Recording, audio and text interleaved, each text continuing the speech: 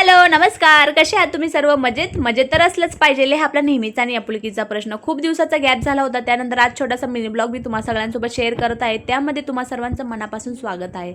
आज आहे महाशिवरात्री. तुम्हा सर्वांना महाशिवरात्रीच्या खूप खूप शुभेच्छा. आता खूप दिवसानंतर असं छान छान रेडी झालो होतो, म्हणून म्हटलं त्याला मस्त असं फोटोशूट करूया. पण आमच्या शेटने फोटो शूटून काढला व्हिडिओ आणि नंतर मला म्हणतात की तूच माझ्या हातामध्ये मोबाईल दिलेला.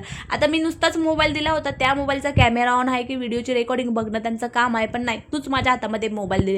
म्हटलं यांच्यासोबत ना डिबेट करून काहीच होणार नाही. आपली देवपूजा सुद्धा करायची बाकी आहे. तर घरामध्ये सकाळ संध्याकाळ आपण देवपूजा करतच असतो, पण जेव्हा आपले सण असतील किंवा घरामध्ये काही छोटे मोठे कार्यक्रम असतील त्या टायमाला घरात देवपूजा जर करायची असेल ना, उत्सुकता जास्तच असते आणि खरंच खूप भारी सुद्धा वाटत असतं.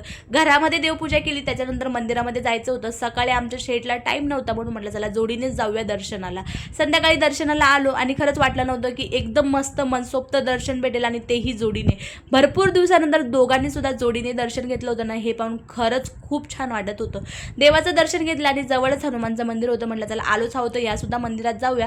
जसं आपण करतो ना सेम आपली मुलं सुद्धा तसेच करतात. त्याचं उत्तम उदाहरण तुम्हा सगळ्यांसमोर आहे. आता मी जय जय बाप्पा करत होती ना, ते पाहून आमचा वीर सुद्धा सेम मी करत होती तसंच करत होता ना, हे पाहून खरंच खूप भारी वाटत होतं.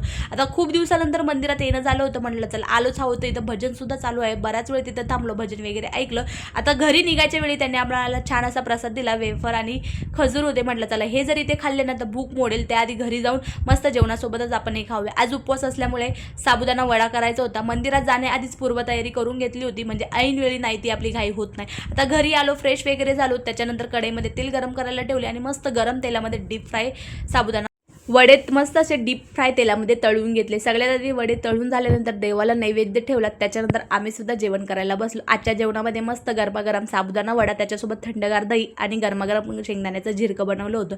तुम्ही सुद्धा काय बनवलं होतं तुमच्या जेवणामध्ये मला नक्कीच कमेंटमध्ये सांगा. आता खूप दिवसाचा गॅप झाला होता, त्याच्यानंतर आपला व्हिडिओ आलेला आहे. त्याचं कारण तुम्हाला आपल्या येणाऱ्या मोठ्या व्हिडिओमध्ये नक्कीच समजेल. हा व्हिडिओ कसा वाटला कमेंटमध्ये नक्कीच सांगा. नवीन असेल, सबस्क्राईब नसेल केलं चॅनलला तर पटकन सबस्क्राईब करा. पुन्हा भेटू नवीन व्हिडिओ. बाय.